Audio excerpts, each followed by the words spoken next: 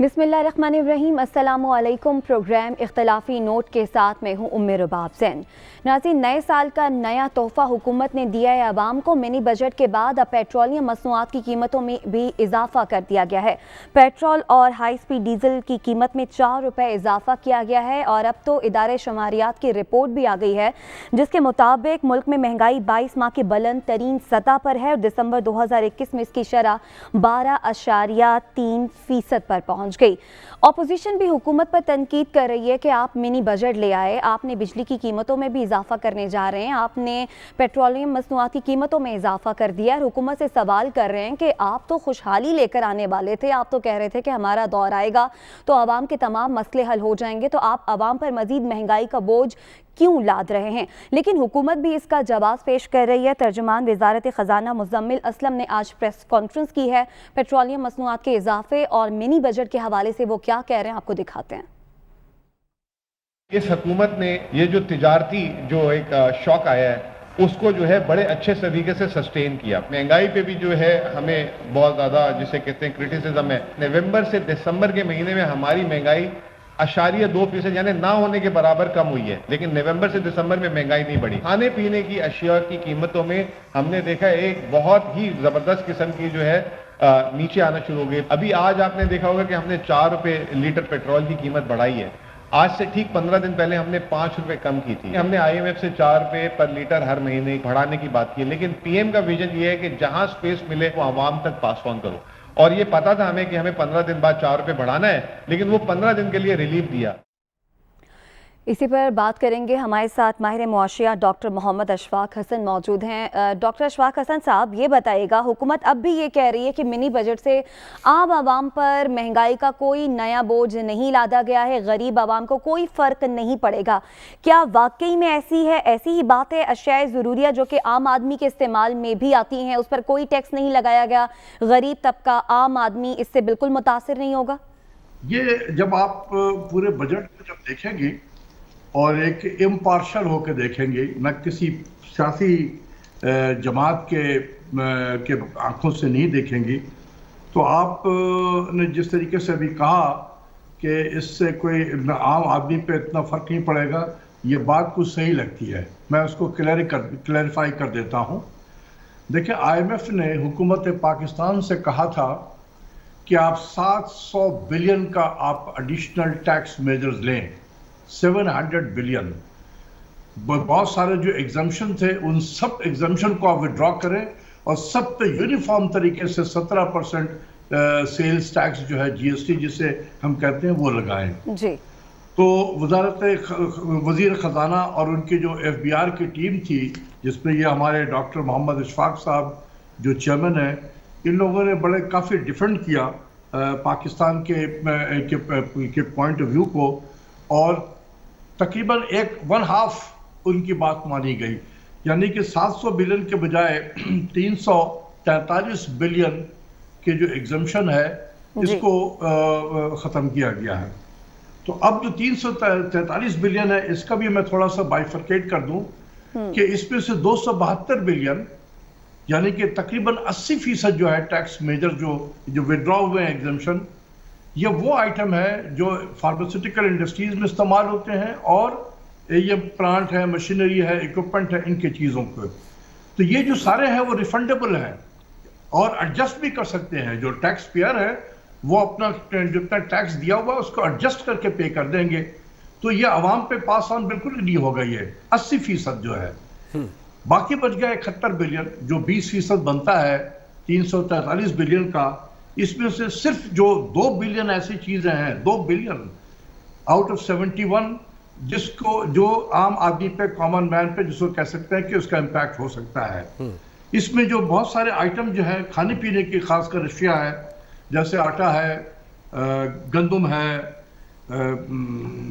चावल है, फ्रूट्स हैं, वेजिटेबल्स हैं, दालें हैं, पोल्ट्री है, फ्रेश पोल्ट्री जिसे कहते हैं, फ्रेश मीट है, मिल्क है, दूध है, मक्खन वाला दूध भी है, वो शुगर केन है, बीट शुगर है, ये सारे एग्जम्प्ट हैं, इन पे कोई टैक्स नहीं लगा है। डॉक्टर साहब, अगर गरीब हम खाता है इस हवाले से इसी तरीके से किताबें हैं, सेल टैक्स है, लगा दिया है, तो आपके ख्याल में ये अच्छा इकदाम है या बुरा इकदाम है? उसमें भी वो भी एकदम है। डॉक्टर साहब, अगर हम देखें इस हवाले से جی سوال وہ سن نہیں پہ حبیب صاحب، سوال جی ریپیٹ کر دیجیے گا۔ ڈاکٹر صاحب میں آپ سے یہ پوچھنا چاہ رہا تھا کہ جو حکومت کے یہ اقدامات ہیں کہ انہوں نے جو ٹیکس پر دی ہوئی بخصوص سیل ٹیکس کی رعایتیں واپس لی ہیں، آپ کو نہیں لگتا کہ یہ پاکستان کی معیشت کے لیے ایک اچھا اور بہتر اقدام ہے کہ وہ جو اختلاف اور تضاد ہماری ٹیکس پالیسی میں ہے اس میں نظر نہیں آنا چاہیے؟ لیکن اس کا مین پرپس یہ تھا کہ اپنے ٹیکس نیٹ کو بڑھایا جائے۔ بہت سارے جو چیزیں ایگزمپٹڈ تھی، مثال کے طور پر فارماسیوٹیکل میں 800 کے قریب کمپنیاں ہیں، مینوفیکچررز ہیں، اس میں سے 300 کچھ جو تھے وہ رجسٹرڈ ہیں، باقی رجسٹرڈ ہی نہیں تھے۔ تو ان سبوں کو ٹیکس نیٹ میں لانے کے لیے یہ اقدامات کیا گیا ہے، اسی لیے تو یہ سارے ایڈجسٹیبل کر دیا گیا ہے، ریفنڈیبل کر دیا گیا، اور ریفنڈ بھی 1 ہفتے میں آپ کو مل جائے گا۔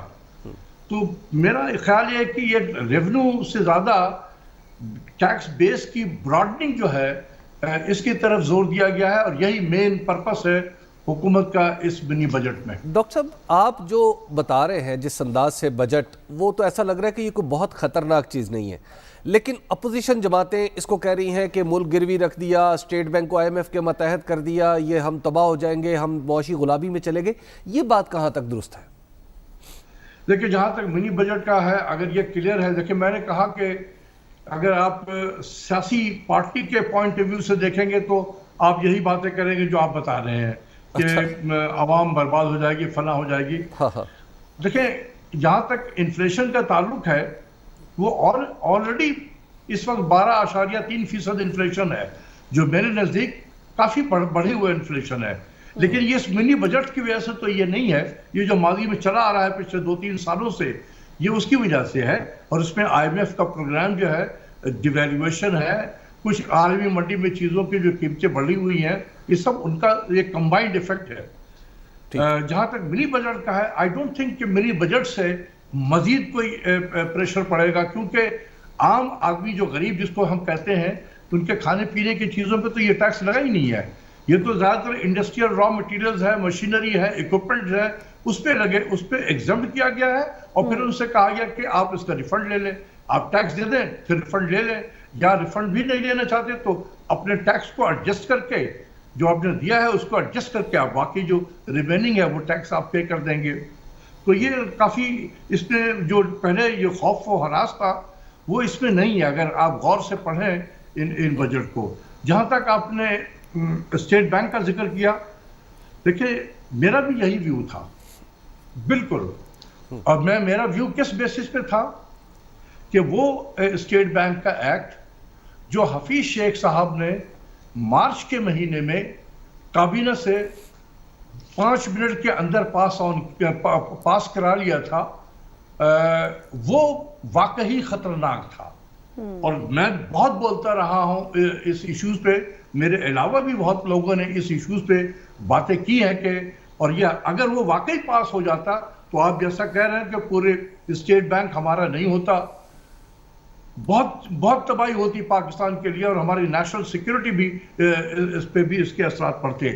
لیکن یہ جو اب پیش کیا گیا ہے میری اطلاع کے مطابق، اس میں جتنے ٹیتھ تھے، دانت جسے کہتے ہیں، وہ سارے دانت نکال دیے گئے ہیں۔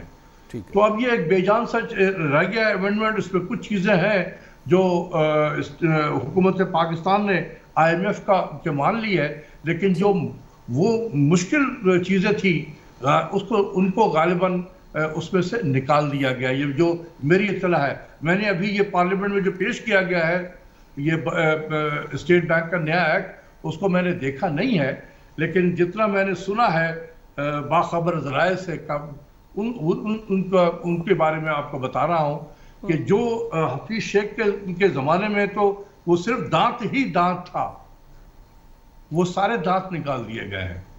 اور میں آپ کو بتاؤں کہ یہ credit goes to the prime minister and finance minister, جنہوں نے ڈٹ گئے اور انہوں نے ایک پوزیشن لے لی اور اپنی پوزیشن کو منوایا بھی ہے۔ تو اب یہ ہے کہ جو نیا امینڈمنٹ آئے گا اس میں کوئی خاص چیز نہیں ہے، اس میں ہو سکتا ہے کہ بہتری آ جائے اسٹیٹ بینک کے، اس میں ان کے جو کام کرنے کا انداز ہے اس میں بہتری آ جائے گی، لیکن اس سے وہ جو تھا کہ بہت ساری چیزیں اس میں تھی جس سے بڑا ہاہاکار مچا ہوا تھا، ان تمام چیزوں کو میری اطلاع کے مطابق نکال دیا گیا ہے۔ بہت شکریہ ڈاکٹر اشفاق حسن ہمارے ساتھ موجود تھے۔ حبیب صاحب، جیسے کہ ڈاکٹر صاحب بھی کہہ رہے ہیں منی بجٹ آپ کی نظر میں بھی ایسا ہی ہے کہ اس سے عام آدمی کچھ خاص متاثر نہیں ہوگا، اور جو ٹیکس استثناء واپس لیا گیا اس کے معیشت پر اچھے اثرات مرتب ہوں گے؟ دیکھیے، اس سے آگے بڑھنے سے پہلے میں تھوڑا سا ایک شکریہ ادا کرنا چاہتا ہوں ان لوگوں کا جنہوں نے میرے بیٹے کے حوالے سے مجھے تعزیت کے پیغامات بھیجے، میرے گھر آئے، مجھے گلے لگایا، میرے ہاتھ تھام کے مجھے صبر کی تلقین کی۔ اور اس سے پہلے چونکہ میں کبھی اس تجربے سے گزرا نہیں، مجھے پہلی بار اندازہ ہوا کہ تعزیت کتنا جادوئی اثر رکھتی ہے، خاص طور پہ آپ کے دل پہ جو زخم لگتے ہیں ان کے اندمال کے لیے۔ تو میں بہت شکر گزار ہوں ان سب لوگوں کا جو میرے گھر آئے، جنہوں نے مجھے کالز کی، میسیج بھیجے، سوشل میڈیا پہ اپنی محبت کا اور اپنی میری ڈھارس بندھائی۔ میں اس سب کے لیے بہت شکر گزار ہوں۔ بس میں اتنا ہی کہہ سکتا ہوں کہ جزاکم اللہ واحسن الجزا۔ اللہ تعالیٰ آپ کو بھی سب دوسری دیکھیے، جہاں تک یہ بات ہے نا کہ اب پاکستان میں اکانومی کا مسئلہ یہ ہے کہ اکانومی میں دو انتہائیں پائی جاتی ہیں۔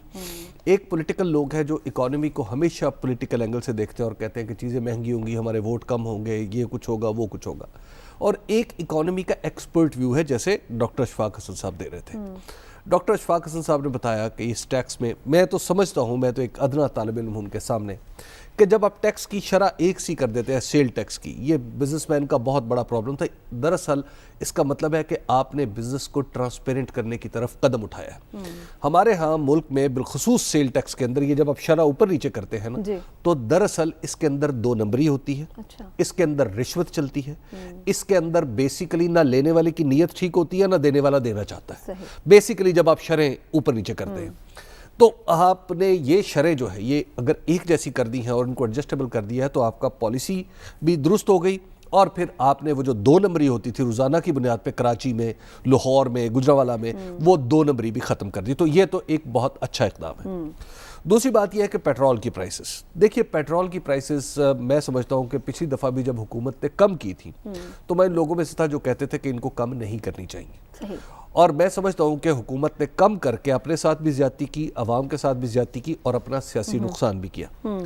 اور تیسری بات یہ ہے کہ ہمیں جب بھی اکانومی پہ بات کریں تو ہمیں شہباز شریف بن کے، نواز شریف بن کے، عمران خان بن کے یا آصف علی زرداری بن کے نہیں سوچنا چاہیے۔ ہمیں اس کا ایک آبجیکٹو ویو لینا چاہیے۔ کیا اب سوال بنیادی یہ ہے کیا آئی ایم ایف کے پیکج کے بغیر آپ آگے بڑھ سکتے تھے؟ نہیں بڑھ سکتے تھے۔ کیا یہ اقدامات بہتر ہیں؟ ہاں بہتر ہے، اور اس کے لیے جو پولیٹیکل کیپٹل ہے وہ ظاہر ہے حکومت کا خرچ ہوگا، ان کی بدنامی ہوگی، انہیں سب کچھ کرنا ہوگا، لیکن بہرحال یہ کسی نہ کسی نے کرنا ہے اور کرنا پڑے گا، ورنہ آپ پاکستان کو سیاسی نقصان ہوتا ہے تو پھر ہونا۔ ہمیں اس حوالے سے نہیں دیکھنا چاہیے، ہمیں یہ دیکھنا ہے کہ کیا پاکستان کے لیے بہتر ہے؟ ہاں، یہ پاکستان کے لیے ایک مناسب قدم ہے۔ میں سمجھتا ہوں کہ جو اسٹیٹ بینک کی انڈیپینڈنس ہے وہ کچھ زیادہ ہونی چاہیے، ٹیکس کلیکشن میں سختی کچھ زیادہ ہونی چاہیے، تبھی ہمارے معاملات ٹھیک ہوں گے۔ ہمیں ٹرانسپیرنسی کی طرف جانا چاہیے۔ جس کو پاکستان میں ٹیکس نہیں دینا، پاکستان کو چاہیے کہ اس کا بزنس بند کر دے۔ ساتھ صاحب آپ کی جانب آئیں گے، منی بجٹ لا کر حکومت نے ایک مناسب فیصلہ کیا، حکومت کو ایسا ہی کرنا چاہیے تھا، اور جیسا کہ اپوزیشن کہہ رہی ہے کہ آپ نے جناب اسٹیٹ بینک کی جو چابیاں ہیں وہ آئی ایم ایف کو دے دی ہیں، یہ بھی اپوزیشن کے ایک سیاسی بیان ہی سمجھا جائے؟ دیکھیے، سب سے پہلے تو حبیب اکرم صاحب آج واپس آئے ہیں، اور حبیب صاحب کو جہاں پہ ہزاروں دعائیں، ہزاروں ان کے لیے لوگوں نے میسیجز بھی کیے، بات بھی کی، بیٹا تو میرا تو بالکل ہی بیٹا ہے وہ، یا بیٹا تھا، اور ہم حبیب صاحب کے لیے دعا گو ہیں، حبیب صاحب کے گھر والوں کے لیے، بھابھی کے لیے، بچوں کے لیے، سب کے لیے بہت بہت ہم دعا گو ہیں۔ اور حبیب صاحب آج بھی، آئندہ بھی آپ کے ہر غم میں، ہر خوشی میں ہم سارے بھی اور آپ کے دیگر فین بھی آپ کے ساتھ ہر قدم شامل ہیں۔ اللہ تعالیٰ آپ کو صبر جمیل عطا فرمائے۔ اب جو اکانومی کے اوپر جو آپ نے بات کی رباب، میں اس کے اوپر دو جملے صرف کہنا چاہتا ہوں۔ دیکھیے، یہ بات تو بہت عرصے سے بات چل رہی تھی کہ منی بجٹ تو ان کو لانا پڑے گا۔ منی بجٹ لا کے کیا انہوں نے احسان کیا حکومت نے یا نہیں کیا، یا اچھا کیا اکانومی کے لیے، برا کیا، یہ تو ایک دوسری بات ہے۔ سب سے پہلے تو یہ کہ منی بجٹ کے والنٹری طور کے اوپر حکومت نے نہیں انٹروڈیوس کروایا. جو معاہدہ IMF کے ساتھ سائن ہوا تھا اس کی کچھ کمپلشنز تھیں جن کو پورا کرنے کے لیے, جس میں ریونیو ٹارگٹ ایک کمپلشن تھی اور دیگر کچھ اسٹرکچرل چینجز کی کمپلشن تھی, مجبوریاں تھیں جو معاہدے کا حصہ ہیں, جس کو کہ کمپلیٹ کرنے کے لیے منی بجٹ لایا گیا. کیا ٹیکس نیٹ امپروو ہونا چاہیے؟ تو میرا خیال ہے کہ پاکستان کی ہر پولیٹیشن, ہر عوام کا بندہ سوائے وہ جو کہ ٹیکس نہیں دے رہے, وہ اس بات سے ایگری کریں گے کہ ٹیکس نیٹ امپروو ہونا چاہیے. ہم نے دیکھا تھا کہ جب شبر رضا رضوی صاحب نے یہاں پہ کراچی میں آ کے ایز چیئرمین FBR بات کی کہ چھوٹے دکانداروں کو ID کارڈز کے تھرو سیلز ٹیکس کے اندر رجسٹر کر دیا جائے, یا اور اسی کے تھرو پھر آگے انکم ٹیکس کے اندر رجسٹر کر دیا جائے, تو بہت واویلا مچایا گیا, بہت سی باتیں ہوئیں اور کچھ اقدامات حکومت کو واپس لینے پڑے. تو ٹیکس نیٹ امپروو کرنا چاہیے اس کے اندر تو پاکستان کا, یا اس کو براڈن کرنا چاہیے تو اس کے اندر تو پاکستان کی ہر حکومت کا یہی ایم رہا ہے, اور ہونا بھی یہ چاہیے. پاکستان ان چند ممالک میں سے ہے جن کی شرح پاپولیشن کی جو ٹیکس دیتی ہے وہ دنیا کے دیگر ڈیولپنگ ممالک سے بہت کم ہے. جی, جو IMF والی بات ہے اس کے اوپر تھوڑی سی بات سمجھنی ضروری ہے. دنیا کی تمام بڑی اکانومیز میں پاکستان کے اندر بھی سٹرکچرل پرسپیکٹو سے, یعنی آئین اور قانون کی اور اکنامک فلسفی کے تناظر میں, تو اسٹیٹ بینک جو ہے وہ ہمیشہ انڈیپینڈنٹ ہوتا ہے. امریکہ کے اندر بھی جو چیئرمین فیڈرل ریزرو ہے وہ پریزیڈنٹ اپوائنٹ کر دیتا ہے, امریکہ کا صدر, لیکن اس کے بعد اس کو ڈائریکشنز پاس نہیں کرتا. فیڈرل ریزرو اپنی پالیسی, جس کو مانیٹری پالیسی کہتے ہیں, وہ علیحدہ ڈٹرمن کرتا ہے, اور وفاقی حکومت جو ہے وہ اپنی پالیسی یعنی فسکل پالیسی فائنانس منسٹر علیحدہ ڈٹرمن کرتا ہے. پاکستان کے اندر اب سے پہلے اسٹیٹ بینک کو کچھ طریقے سے حکومت کے تابع اس لیے رکھا گیا کہ جو ایکسچینج ریٹ کی مانیٹرنگ ہے اس کے اندر اسحاق ڈار صاحب اور دیگر لوگ آن دا ریکارڈ ہیں کہتے ہوئے کہ ہم نے اسٹیٹ بینک کے تھرو ڈالر اور روپی کو ایک آرٹیفیشل لیول کے اوپر مینٹین کیا. کیا یہ بہتر اکانومی کی پالیسی ہو سکتی ہے, یا فری فلوٹ کرنا چاہیے, یا مانیٹری پالیسی بالکل علیحدہ ہونی چاہیے, فسکل پالیسی بالکل علیحدہ ہونی چاہیے؟ تو اس کے اوپر بہت سے اکانومسٹ بحث کر سکتے ہیں, لیکن قانون کے پرسپیکٹو سے پاکستان کا ہمیشہ سے یہ سٹانس رہا ہے کہ ہمارا اسٹیٹ بینک انڈیپینڈنٹ ہے. اب اس کو قانونی طور پہ کتنا انڈیپینڈنٹ کرنا چاہیے کہ اس میں نیب کی کارروائی ہو سکے گی نہیں ہو سکے گی, اس کی چیئرمین کی ریموول جو ہے وہ ہو سکے گی نہیں ہو سکے گی, یعنی کہ اس کے گورنر کی ریموول ہو سکے گی نہیں ہو سکے گی, یہ چیزیں ایک سٹرکچرل بحث ہے جس پہ دونوں طرف کے بیانات ہو سکتے ہیں. لیکن اکانومی کے پرسپیکٹو سے پاکستان کے لیے دنیا کے دیگر ترقی یافتہ ممالک کی طرح مانیٹری پالیسی کو فسکل پالیسی سے علیحدہ کرنا کوئی نقصان دہ بات بظاہر نظر نہیں آتی. صحیح. اچھا حبیب صاحب, اب تو حکومت منی بجٹ لے آئی اور جیسا کہ آپ کہہ رہے ہیں کہ یہ ایک بہتر اقدام ہے, لیکن کیا وہ حکومت جو کہا کرتی تھی جب اس سے پہلے جب بجٹ لے کر آئی کہ ہم اس کے بعد کوئی منی بجٹ نہیں لے کر آئیں گے, وہ معاشی طور پر اس کی ناکامیاں تھیں جس کی وجہ سے منی بجٹ انٹروڈیوس ہمیں کرانا پڑا, یا پھر یہ IMF کا پروگرام ہے جس کی اگلی قسط لینے کے لیے ہمیں جو ہے منی بجٹ کی طرف جانا پڑا؟ دیکھیے, اس حکومت میں ماشاءاللہ الا ماشاءاللہ ڈھونڈ کے اور چن کے نالائق لوگ ہیں اکٹھے ہوئے, جن کو یہ نہیں پتا کہ وہ پاکستان کو 20 سال بعد کیا دیکھنا چاہتے ہیں, وہ 50 سال بعد کیا دیکھنا چاہتے ہیں, وہ 40 سال بعد کیا دیکھنا چاہتے ہیں, پاکستان کے نظام میں کہاں خامیاں ہیں, کہاں خرابیاں ہیں, اس کو کیسے دور کرنا ہے. اور پاکستان کے لوگ, چونکہ پاکستان کے اکثر سیاستدان اور آفسرز چونکہ خود شفاف لوگ نہیں ہوتے, لہٰذا بہت جلدی یہ بلیک میل ہو جاتے ہیں, اور بلیک میل ہونے کی وجہ سے پاکستان کے اندر پالیسی کی شفافیت, میں آپ کو بعض پالیسیاں ایسی بتا سکتا ہوں کہ دراصل جو قانون کے دائرے میں ہے لیکن دراصل وہ جرم ہے. وہ پالیسیاں کیوں بنائی گئی ہیں؟ کیونکہ ایک مخصوص طبقے کو آپ نے بڑھانا ہے, اس کو پھلتا پھولتا رکھنا ہے, وہ آپ کو بلیک میل کرتا ہے. مثال کے طور پہ آپ ٹیکسٹائل سیکٹر کا ذرا آڈٹ کروائیں نا کہ ہم نے جتنی رعایتیں دیں ٹیکسٹائل ایپٹما کو, تو اس کے کیا فائدہ ہوا؟ ہمیں یہ بتانا چاہیے نا کہ گاڑیوں والوں کو ہم نے جتنی رعایتیں دیں اس کا ہمیں کیا فائدہ ہوا. ہم اس طرف نہیں جائیں گے. ہمیں پتہ ہونا چاہیے نا کہ یہ جو کھاد کے کارخانے میں یہاں پہ جو دیہڑیاں لگی ہیں, فراڈ ہوا ہے کاشتکار کے ساتھ اور حکومت کے ساتھ, اس فراڈ میں کس کس گھر میں کتنے پیسے گئے ہیں.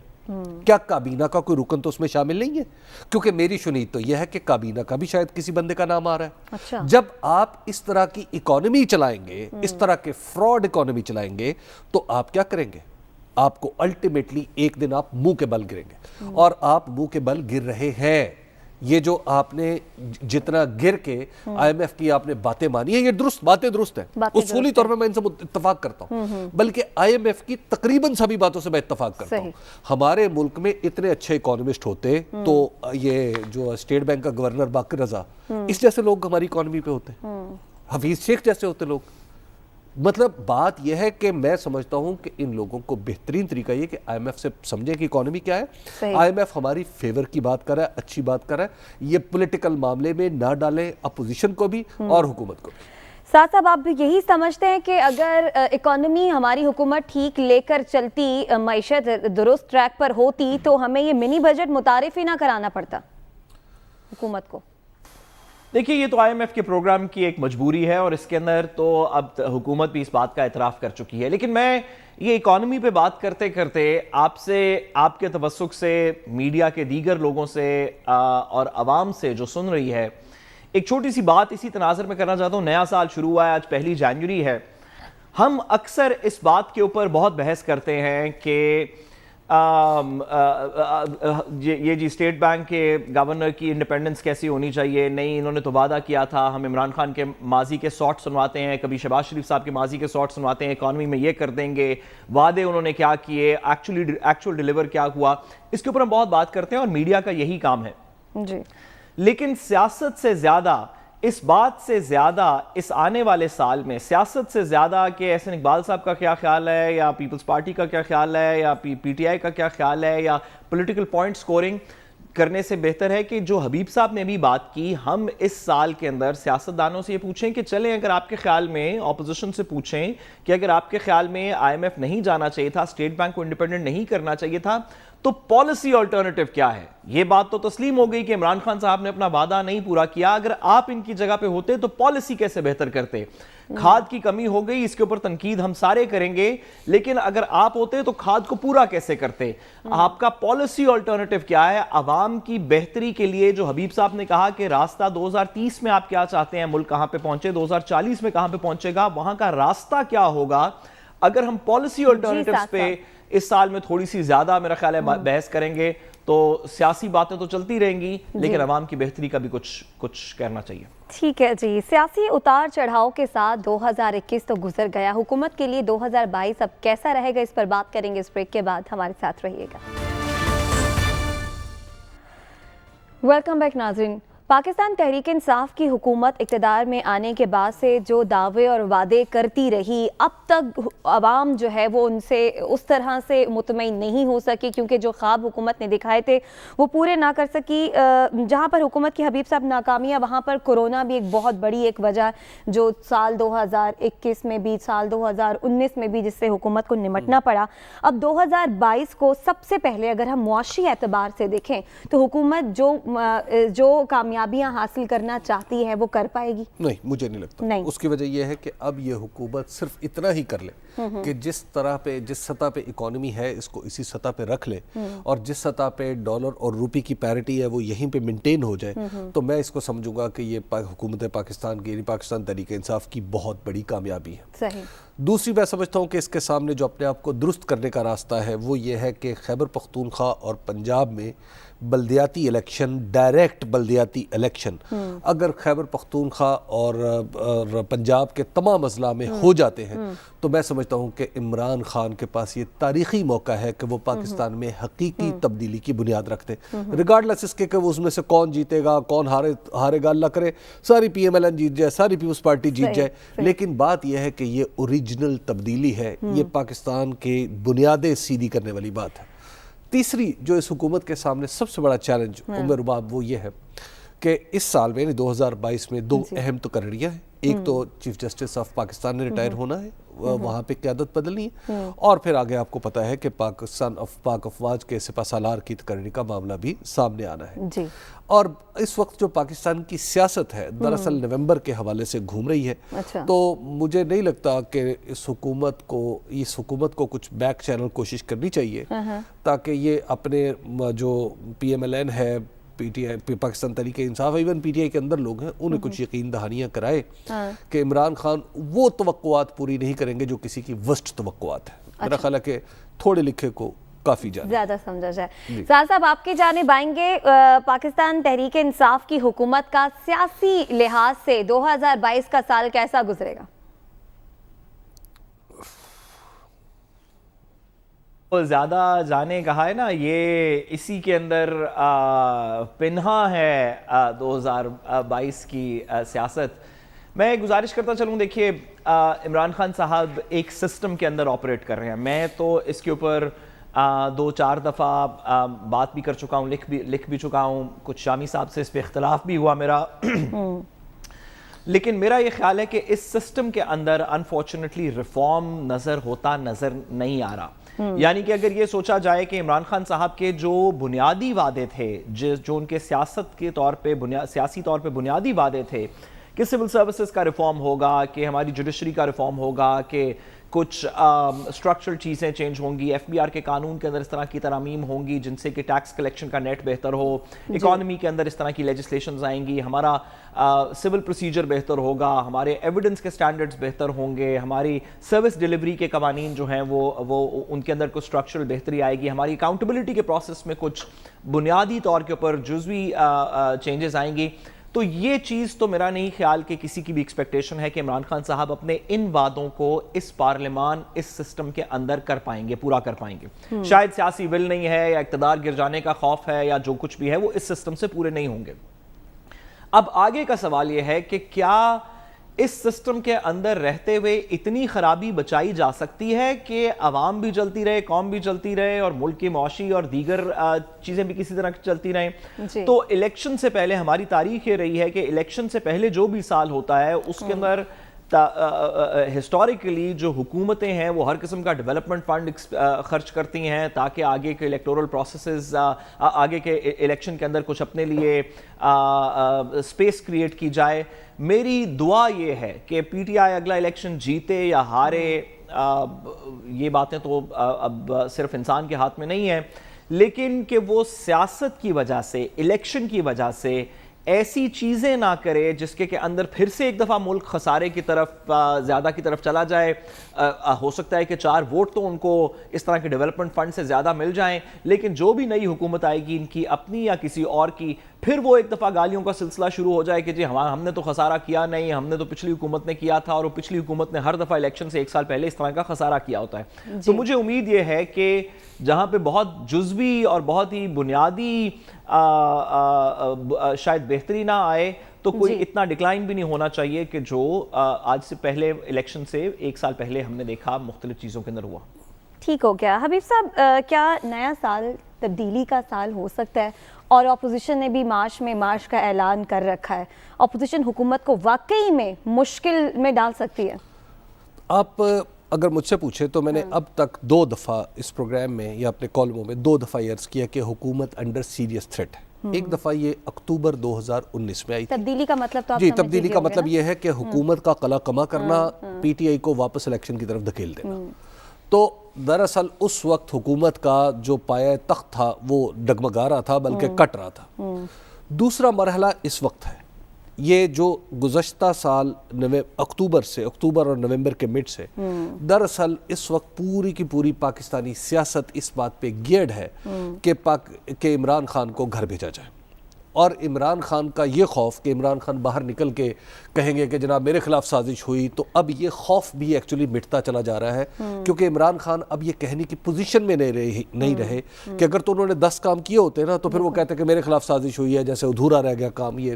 تو لہٰذا عمران خان صاحب کی پارٹی کے ایک بڑے جید رہنما آج میرے پاس بیٹھے ہوئے تھے, تو وہ کہنے لگے کہ بس آپ توبہ کریں کہ پتہ نہیں لوگ جو ہے وہ کیا کریں گے ہمارے ساتھ. جی, اور وہ ایک منتخب رکن تھے. تو میں ان کی بات سن کے میں گڑبڑا گیا کہ مطلب کیا پاکستان تحریک انصاف کے حالات اتنے برے. اس لیے عمران خان کے پاس یاد رہنے کا, تاریخ میں یاد رہنے کا ایک ہی موقع ہے, وہ ہے کہ اس ملک کے سیاسی نظام کو بنیادی جمہوریت کے ذریعے تبدیل کر دیا جائے. عمران خان کے راستے میں آنے والا ہر شخص جو اس جوہری تبدیلی یعنی تحصیل میئر یا شہروں کے میئر کے ڈائریکٹ الیکشن کے خلاف ہے, دراصل آپ یہ بات ذہن میں رکھ لیجئے کہ وہ پاکستان میں طبقاتی مفادات کا سب سے بڑا نمائندہ. صحیح. وہ اگر پاکستان کے ہم نے یہ طبقاتی مفادات کے نمائندوں کے ہاتھوں میں ہم نے یہ قانون سازی دے دی تو وہ اس کو برباد کر دیں گے, تباہ کر دیں گے, اور ملک جو ہے وہ مزید کئی سال پیچھے چلا جائے گا. اور اگر یہ الیکشن جماعتی بنیادوں پہ آزادانہ, شفاف, ڈائریکٹ ہو جاتے ہیں تو میں آپ کو عرض کروں پاکستان کئی سال کی جمپ لگا دے گا اور عمران خان کو اس حوالے سے تاریخ میں یاد رکھا جائے گا, اور یہ ساری ریفارمز بھی ہو جائیں گی, سب کچھ ہو جائے گا, بہت کچھ بدل جائے گا. اچھا, بہت کچھ بدل جائے گا. سعد صاحب, اپوزیشن اس سال اپنے ارادوں میں کامیاب ہو جائے گی؟ کن ارادوں میں؟ اپوزیشن کے کیا ارادے ہیں؟ اپوزیشن کے بیسیکلی بنیادی طور پر تو صرف دو ارادے ہیں. ہاں, صرف دو ارادے ہیں اور ایک دوسرے سے کنیکٹڈ ہیں. ایک یہ کہ عمران خان صاحب چلتے بنے اور ان کی حکومت گر جائے, اور دوسرا یہ کہ ان کے مقدمے معاف ہو جائیں. یہ دو بیسک ایشوز ہیں اپوزیشن کے, اور ان کا خیال ہے کہ یہ ایک ہی طرح سے ہو سکتے ہیں کہ اگر عمران خان صاحب کی حکومت چلی جائے اور ہم حکومت میں آ جائیں تو ہم اپنے مقدمے معاف کر دیں گے, جس طرح سے آج سے ماضی کے اندر 90 کی دہائی میں, 2000 کی دہائی میں ہوتا آیا کہ جو بھی اب بھی ہو رہا ہے کہ جو بھی پاور کے اندر ہے اس کے خلاف مقدمات نہیں ہیں یا اس کے مقدمے ختم ہو رہے ہیں, اور جو پاور سے باہر چلا گیا اپوزیشن میں اس کے خلاف مقدمات ہو رہے ہیں. یہ ہماری تاریخ رہی ہے. جی, تو کیا اپوزیشن اس نعرے پہ عوام الناس کو نکال کے سڑکوں کے اوپر اتنا پریشر کریٹ کر دے گی کہ گورنمنٹ چلی جائے؟ تو میرا خیال ہے کہ یہ تو نہیں ہوگا, کیونکہ عوام الناس کے مسائل اور ہیں اور اپوزیشن کے مسائل اور ہیں. کیا اپوزیشن یہ کر سکتی ہے کہ پارلیمان کے اندر کچھ لوگوں کے ضمیر کو 3 سال 4 سال 5 سال بعد جگا کے, اس کو جھنجھوڑ کے, تھوڑا سا اس میں الیکٹرک شاک لگا کے تو اس کو جگا لیا جائے اور پھر کوئی سودے بازی کر لی جائے؟ تو یہ آپشن تو پاکستان میں چھانگا مانگا سے لے کے آج تک ہمیشہ رہی تھی, یہ کل بھی ہو سکتی ہے, اس سال میں کسی بھی وقت ہو سکتی ہے. رسول صاحب, میں آپ کو بتاؤں کہ بات کہاں اٹکی ہوئی ہے, متبادل وزیر اعظم پہ. ایک وزیر اعظم 3 مہینے کے لیے وزیر اعظم نہیں بننا چاہتا, باقی چیزیں تقریباً ڈن ہیں. ایک وزیر اعظم 3 مہینے کے لیے وزیر اعظم نہیں بننا چاہتا, دوسرے کے اوپر بھروسہ نہیں ہے. یہ ہے پرابلم. جس دن یہ مسئلہ حل ہو گیا, آپ دیکھیے گا کہ پھر حالات پاکستان کے اندر کیسے بدلتے ہیں, اور پاکستان میں حالات بدلتے آپ نے بھی دیکھے, ہم نے بھی دیکھے. سعد صاحب, اپنے کامنٹ مکمل کیجئے گا. جی بالکل, میں حبیب صاحب کی بات سے, دیکھیں حبیب صاحب کی انفارمیشن ہمیشہ بہت کرٹیکل ہوتی ہے, اور بہت سے لوگ ان کو اس وقت تنقید بھی کر رہے ہوں, تو لانگ ٹرم میں ہم نے دیکھا ہے کہ حبیب صاحب کے اندر کی خبر ہمیشہ ٹھیک ہوتی ہے. جی, تو اگر کیا اس طرح کے لوگ موجود ہیں پی ٹی آئی کی اپنی صفوں میں؟ جی تو میں بس اتنا ہی پھر سے حبیب صاحب کی شروع کی بات کو کہ کم کہے کو زیادہ جانے, اتنا ہی کہنا چاہوں گا کہ نہ صرف اس طرح کے لوگ موجود ہیں بلکہ ایسے لوگ بھی موجود ہیں جو کہ ڈائریکٹلی ان ٹچ ہیں عمران خان صاحب کے حدیثوں سے, اور بس اگر کوئی اس طرف بھی لائن بن جائے تو وہ جانے کو تیار ہوں گے. ٹھیک ہو گیا. اچھا حبیب صاحب, مجھے بریک کی جانب بھی جانا ہے, بس کوئکلی بتا دیں, ہمارے فواد چودھری صاحب وزیر اطلاعات جو ہے وہ چاہتے ہیں کہ نئے سال میں تلخیاں جو ہے نا وہ کم ہو جائیں, حکومت اور اپوزیشن مل کر بیٹھے اور جو مسائل حل ہونے ہیں ان پر بات کریں. بڑی اچھی بات ہے. اس کی وجہ یہ ہے کہ انہیں بخوبی علم ہے کہ پاکستان کے اندر حالات کس طرف جا رہے ہیں. جی, فواد چودھری صاحب باخبر آدمی ہیں, انہیں پتہ ہے کہ ان تلخیوں کو کم کرنا چاہیے, اور جو بیٹھ رہے ہیں نا وہ دراصل اگلی خزاں کے ایک فیصلے کے حوالے. سعد صاحب, ہاں یا نا میں جواب دیجیے گا, جیسا کہ فواد چودھری چاہتے ہیں ایسا ہو جانا چاہیے, بہتر یہی ہے؟